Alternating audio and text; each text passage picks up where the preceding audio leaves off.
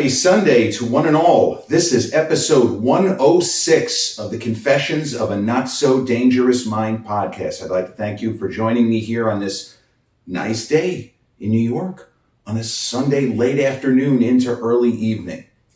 And if you're joining me on the YouTube channel for episode 106, enjoying the content, haven't done so already, click like, subscribe, comment, flip on those notifications.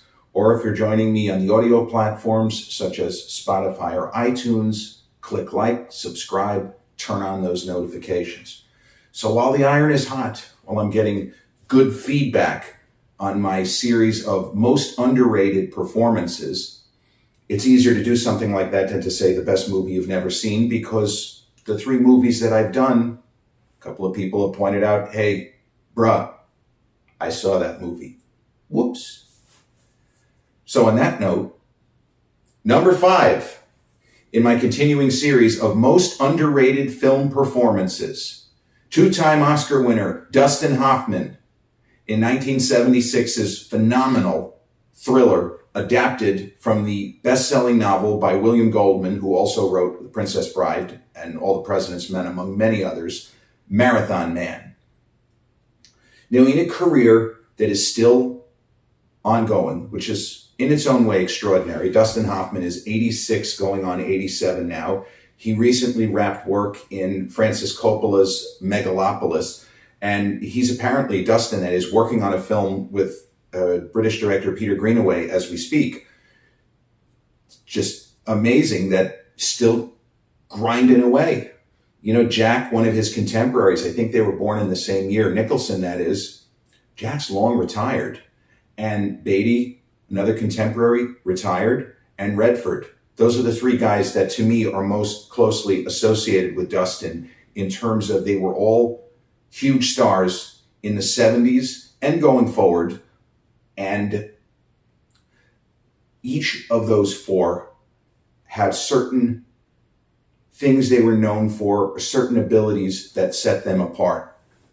I would argue that from that group, that Dustin Hoffman is the most resourceful performer, that despite his diminutive size and the fact that he doesn't look like a leading man, certainly not like Beatty and Redford, and Jack Nicholson, although unconventional, is closer to leading man status, the young Jack, certainly than Dustin Hoffman. Dustin Hoffman was always a little bit different, and he had a different way of registering and getting into character. And when we think of his career, me, because of the way that my brain works, these days, I actually think of Marathon Man first. I don't think of his Oscar-winning performances. I don't think of Ted Kramer in Kramer versus Kramer first, or go back to Wahlberg, stay with Charlie Babbitt. There's lots of them. What? There's lots and lots and lots of queens. Lots of queens. 82, 82, 82, 82 what, Ray? Toothpicks. Dibs Sally, Sally Dibs. Raymond Babbitt in Rain Man. Don't think of that first. I think of Tom Cruise in that movie, Under the Radar. That could be another episode, because Cruise's character actually grows and changes in that film, whereas Dustin Hoffman's character starts the film here and ends the film here. Kramer versus Kramer. There is actual growth in Ted Kramer. When we think of the iconic roles that Dustin Hoffman has played, and for me, even though he's been active, his last truly memorable performance is in the Will Ferrell film, which is not one of Will Ferrell's most famous movies because it doesn't do what his usual films of the 2000s era would do, Stranger Than Fiction. And Dustin Hoffman is in the movie as a literature professor, and he just kills it. He's so good. And you can see him enjoying the fact that he's got such a great role to play, and he plays it to the hilt. When we think of Dustin Hoffman, the early days, The Graduate, where he is really amazing throughout the film, as a kid who has graduated from college and literally doesn't know what he's going to do with his life, so ends up having an affair with the wife of his father's business partner. Complications ensue. That movie could also be called It's Complicated. You know, having sex with the mom, but you really want the daughter. gets a little sticky. But other memorable, iconic, legendary Dustin Hoffman performances in that era. Yes, we remember Benjamin Braddock in The Graduate. But Midnight Cowboy, I'm walking here, I'm walking here. You want to talk about an actor fast on his feet, even though he wasn't necessarily known as somebody who loved to ad-lib. This was not Robin Williams. I'm walking here was not in the script. A taxi cab somehow managed to break whatever street blockade John Schlesinger, the filmmaker, had set up so that there would be no traffic that they didn't have as part of the story. And a cab driver somehow got around whatever blockade it was. I don't know if the guy moved the barrier on his own, but he got through and almost runs over Dustin Hoffman and Jon Voight. Rather than get angry, because he could have very easily said, what the hell just happened, or staggered, or he and Jon Voight could have both said, fuck you. No, I'm walking here, I'm walking here. And ad-lib, one of the most famous in movie history. Hell, his buddy, Bobby D, Mr. De Niro, in Taxi Driver. You talking to me? That was ad-libbed. That wasn't in the script either. In that instance, I guess he was just told, yeah, do something. Travis looks in the mirror. Okay, you talking to me? Well, who the fuck are you talking to me? Well, I'm the only one here. Now, one Dustin Hoffman movie, which is not as well known, but also features a pretty incredible performance by the star, is Little Big Man, a Western where Dustin's character sees a whole lot of shit in the old American West. And I believe his character is 126 years old. Jack Crabb is the name of the character. That's a great performance. Unexpected. And right in that same time frame, he did a movie with Sam Peckinpah, a movie which is now 50 years old, Bloody Sam. A great nickname, Bloody Sam, because Sam Peckinpah was a sort of a forerunner and a pioneer in making R-rated movies for adults. Not the standard, well, anybody can see any movie. When the movie rating system, when they first started throwing, we got to do something here. We need to be able to allow filmmakers to make movies the way they want, within reason. We're not talking out and out pornography here. Sam Peckinpah worked with Dustin Hoffman on a film called Straw Dogs, where Dustin, in some ways, the character has parallels with the movie that I'm going to focus on, Marathon Man. What Dustin Hoffman does in Straw Dogs, he plays this kind of meek, cowardly mathematician whose wife, they move to a small town overseas, and his wife is kind of pushed around, and he's pushed around, and he's menaced, and he's really beaten down by the story, as much spiritually as physically. And there comes a moment in the movie where the bad guys seem to be encroaching on his personal space, his home, his wife, and himself. And the wife basically says, let's just call the police. And Dustin Hoffman gets a look. He gets a look, and he puts his hand up. And it's one of the most extraordinary gestures that I've ever seen in a movie, where he's basically saying, we're not calling anybody. I'm going to kill every one of these motherfuckers if they come into my home. We're not calling no one. It's a rise of the geek. And it was the kind of movie that young people who were struggling at the time, who said, nobody listens to me, everything's terrible. This guy inadvertently became their champion. Straw Dogs, 1974. They did a remake with James Marsden. Was it with Kate Bosworth? I'm not sure about that. But they did a remake with James Marsden in 2011. It's just not good. That was a lightning in the bottle situation. So other super memorable Dustin Hoffman performances. We said Kramer versus Kramer. And probably the other biggest, most extraordinary performance. Yeah, he's great in All the President's Men with Redford, but honestly, I feel like it's more Redford's movie than his. He lets his buddy, in that case, Robert Redford, his contemporary, Redford to me has more moments where he shines. I would say that Tootsie is probably it might be his greatest achievement as an actor, even though he didn't actually win Best Actor that year. They gave it to Ben Kingsley, or Sir Ben Kingsley, for Gandhi. I can't really take issue. I thought Gandhi was slow and boring, and I'm a huge fan of the filmmaker, and it's really a good movie with an incredible cast. But I mean, what Dustin Hoffman does in Tootsie is otherworldly. But people know that, and it's a performance that has been talked up as one of the greats from an all-timer, a guy with enormous talent and range and versatility and an ability to play good guys, bad guys, worse guys, and pretty much anything you want.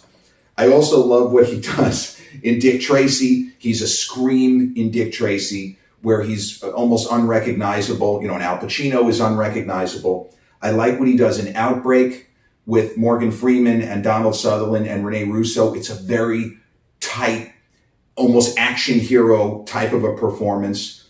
I like what he does in the movie Sleepers, another terrific film from the 90s with Barry Levinson. And then he got the Oscar nomination, I believe his last Best Actor nomination for Levinson's Wag the Dog, where I love his performance. The movie is not that good. It got huge acclaim, and Dustin got the Best Actor nomination, but the movie just to me falls apart in the final act. The pieces were there for something that I thought was going to be a great satire black comedy, and then it just doesn't work.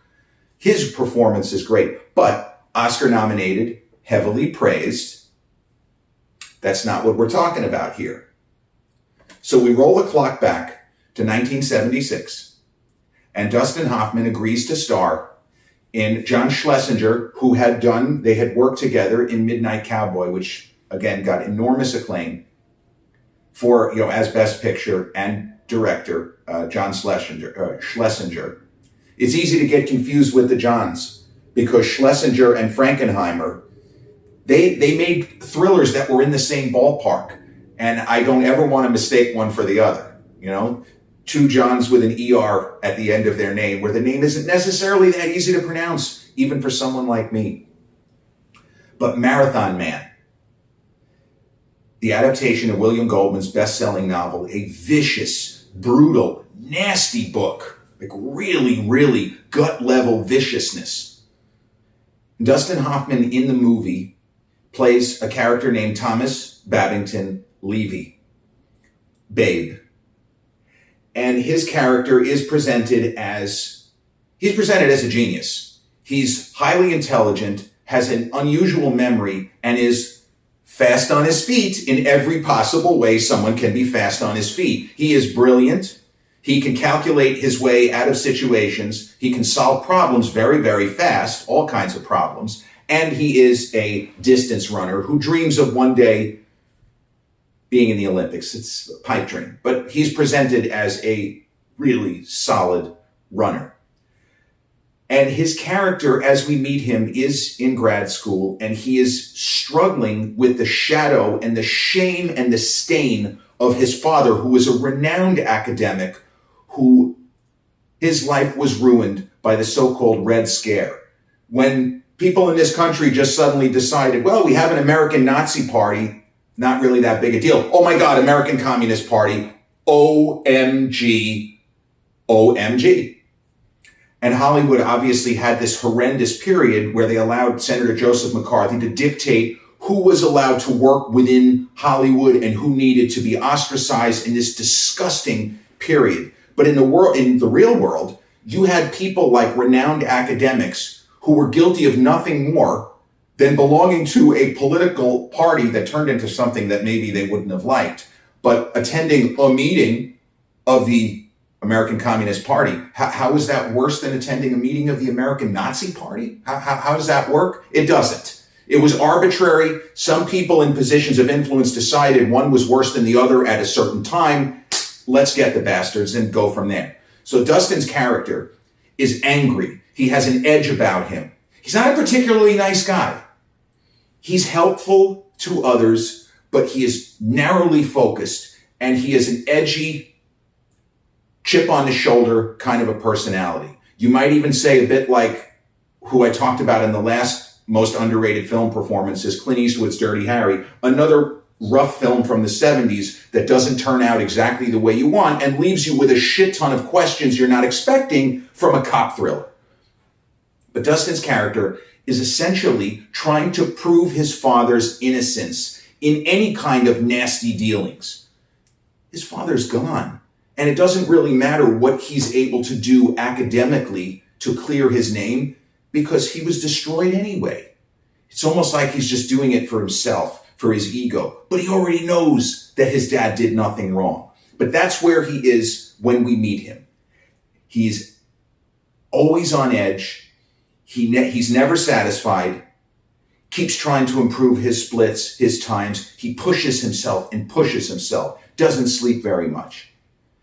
And then, unfortunately, he gets dropped into the middle of this incredible plot where you have an American spy, a James Bond if he were American kind of spy, and a Nazi expat, if that's even the word that they would use. But he basically is this sort of renegade under the cloak of secrecy Nazi who is trying to get to New York. He'd been living in Bolivia, a former Nazi, not a commandant, not a Adolf Eichmann, but a guy who worked with all of those horrendous, disgusting excuses for humans, worked with them, and he has a lot of money in diamonds somewhere in New York City. The reason why Dustin gets involved is the super spy who was tasked with keeping tabs on this horrible Nazi played by the extraordinary Lord Laurence Olivier, Christian Zell. The problem for Thomas Babington Levy, Babe, is that the American super spy who is involved with the Nazi is his brother. He thinks his brother is in the oil business and works in Washington. Well, his brother works in Washington, but his brother is an American James Bond who is very, very deep with this horrifying Nazi who is trying to come to New York to get the diamonds that his brother was trying to also get, and the brother blew up in an explosion in New York City. And that is how our intrepid Thomas Babington Levy gets involved in this unbelievable revenge plot. Dustin's character starts the film ornery. He even engages in a little of what you could very easily call sexual harassment of a young woman who he is interested in, won't take no for an answer. She keeps saying goodbye and he keeps pushing. Now, luckily for us, it's a movie and we don't realize at the time that there is a reason why she's giving him a little bit of back talk and you can leave me alone now. It's kind of for his own good. But it feels like he's being very, very pushy and that this is not acceptable behavior. She's told you 3 times, leave her the fuck alone, bro. Turn around and walk away. But he doesn't. And honestly, if he didn't, the movie wouldn't develop the way that it does. It's important to the plot. But it shows that his character might not take no for an answer, which isn't always a bad thing in life, especially if your life is being threatened by Nazis and people giving aid and comfort and safe harbor to Nazis. You might want to say no to those people. I'm not going to let you push me around. So the book, which is an incredible read, develops in the same way as the movie, but the difference is we meet Babe in the book and we meet Christian Zell and we meet a government agent by the name of Peter Janeway, who works for the U.S. government, some kind of CIA, FBI offshoot called The Division. Ooh, The Division. We meet Babe's brother, who goes by Doc, who is in the oil business. And we meet this kind of renegade, wacky American spy, the James Bond type of character, who goes by the code name Scylla, Scylla. Now, reading the book, what we don't know is that Scylla is Doc. Dustin's brother in the movie is the super spy. There's a moment in the book where we realize, holy shit, we thought this was 2 characters. It's the same guy. Can't do that in a movie. It's impossible. Unfortunately, it's not doable. So we know throughout the story who Dustin Hoffman's brother is. Okay, this is Doc and this is the brother. I understand what's going on here. So the suspense and the unbelievable shock moment halfway through the book when we realize, man, this is the same character. Holy shit. Going to have to go into some spoiler territory. Something happens to Dustin Hoffman's brother, and he realizes it's going to be on him to make things right. Because his brother thought he had things handled. He thought he was in control of the situation, but he was not. And now, Christian Zell, one of the last surviving members of the regime over there in Germany, is here, and he thinks that Dustin knows not only where the diamonds are, but he thinks that either Dustin or somebody close to him may intend to rob him. That would be the Nazi, Christian Zell, when he goes to pick up his diamonds from a safe deposit box in a vault somewhere in New York City. He thought that Roy Scheider's character of Doc/Scylla meant to rob him. And the truth is, Roy Scheider's character was such a badass, and he was such a hard ass. If I had been Christian Zell or anybody who was looking to wouldn't have trusted this guy either. Because he basically said, you can't trust me. Are you fucking serious? You're a Nazi. You're here in our country. You're asking me if you can trust me? Fuck you, asshole. I mean, he might as well have done the Arnold Schwarzenegger. Fuck you, asshole. So Babe is tested as the story starts to unfold. And earlier in the movie, he gets kind of ends up on the wrong end of a couple of confrontations. And there is an extraordinary chase sequence, an action scene and a chase sequence. And when I say chase sequence, I mean literally. Where Dustin Hoffman is probably about to be bumped off by Zell's minions. And Laurence Olivier, may he rest in peace, an incredible film performer. Because there are certain moments in Marathon Man where if you didn't know who you were looking at, he looks like, for real, a kindly grandfather who might be taking his grandsons to the Bronx Zoo, to Central Park. He's fucking lethal. He is lethal. He almost doesn't need any minions. That is how dangerous this man is, despite the fact that he's kindly, grandfatherly looking Lord Laurence Olivier, who was very frail at that point in his life. They didn't know he was going to be able to make it through. And Robert Evans, the famous producer, who Dustin Hoffman does a feature-length impersonation of in the movie I mentioned earlier, Wag the Dog. Robert Evans needed to, they were not able to get insurance to even make this movie. Olivier was in his mid-60s, but they thought he was going to die within a year. They could not get Lloyd's of London to give a completion bond to guarantee the movie, so Evans did it out of his own pocket. God bless the late, great Robert Evans. Because he knew that Olivier was the only person who could believably play that part. And he was right. So, Dustin Hoffman's character is about to be bumped off, and the famous scene, which another one of these iconic movie scenes, like I mentioned, Cary Grant, the crop dusting scene in North by Northwest, some scenes from Dirty Harry, Shawshank, but in Marathon Man, is it safe? And the scene where, and the movie Get Out kind of took cues from the same, the moment in the film when Daniel Kaluuya's character is pretty much strapped to a chair. It's Dustin Hoffman in Marathon Man. He did it first. It's not an accident. Get Out has chunks of ideas from Marathon Man. It's not a ripoff. It's an homage. For real. Is It Safe is a scene where Christian Zell is torturing Dustin Hoffman. The guy was a dentist. You imagine a Nazi dentist. That's what he is. He was a dentist. He was a guy who was stealing jewelry from the soon-to-be victims over there. And he's not doing that with Dustin Hoffman, but he means to find out, what do you know? Is it safe for me to go and get my diamonds? And he tortures him, more or less, to levels of pain that the human body is not supposed to ever have to comprehend. And this is a kind of turning point when Dustin manages to survive. And the chase sequence I was teasing is that he, barefoot, runs uptown to the Brooklyn Bridge, manages to elude the guy who is chasing him, and almost resolves, and I hate to say it this way, because the movie doesn't beat you over the head with this, but it's almost like he says to himself, this isn't how I go. and I'm going to get that Nazi fuck one way or the other.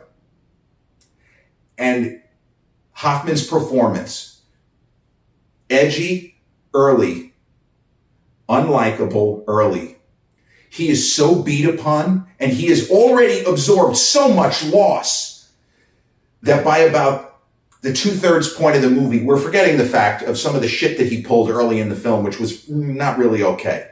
We are with him. We understand what he's doing. And we are actively rooting for him to get these motherfuckers. Fuck all y'all. And so, beaten, bloodied, stripped almost completely naked, cold, hungry, exhausted, hasn't showered in who knows how long.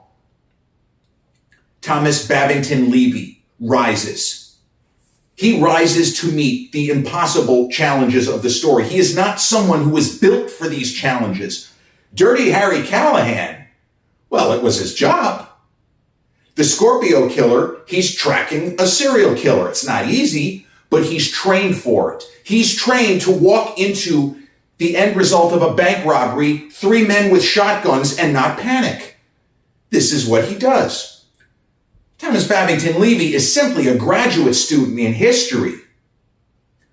But the events of the story make him something other than just a graduate student. It turns him into an avenging angel.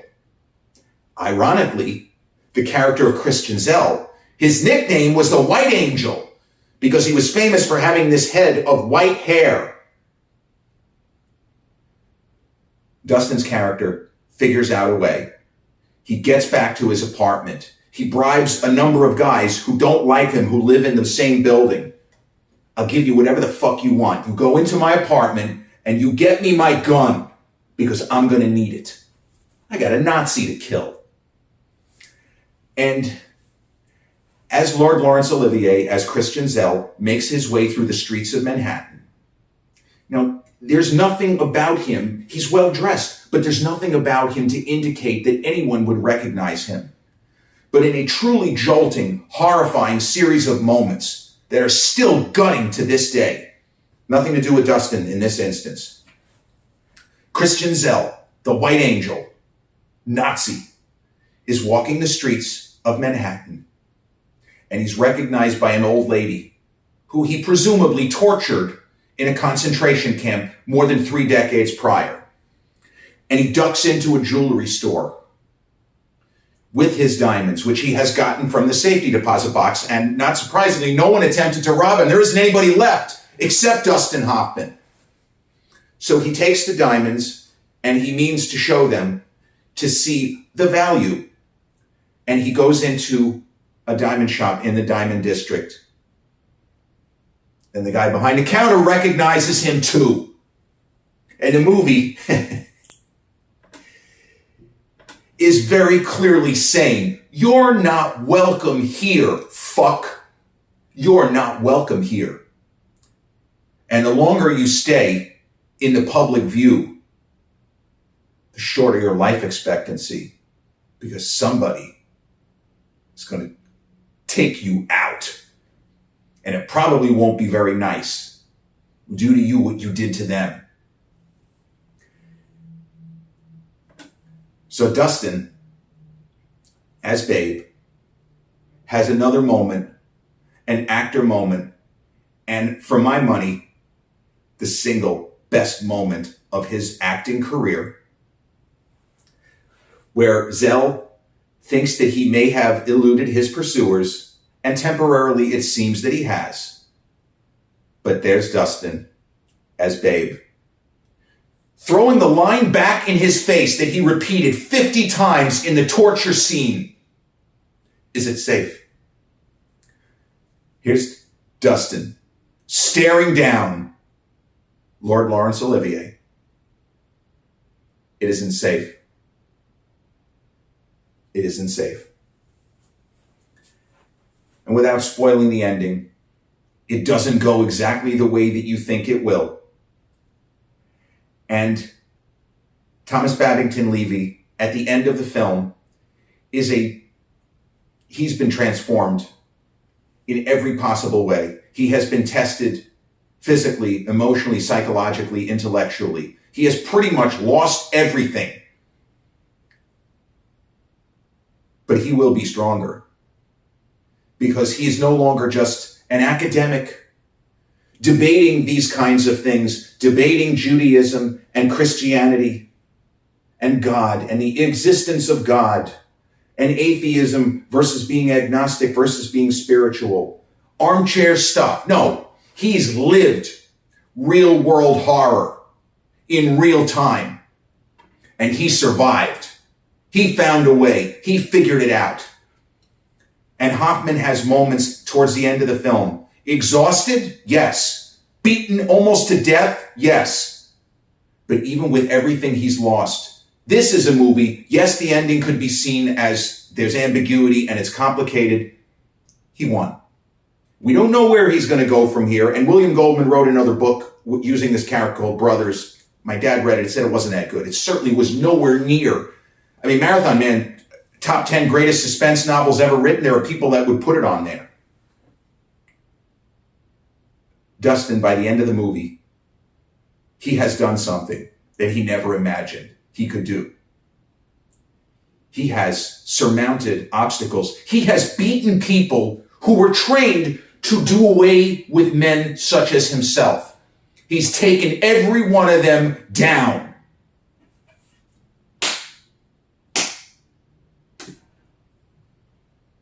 It isn't safe.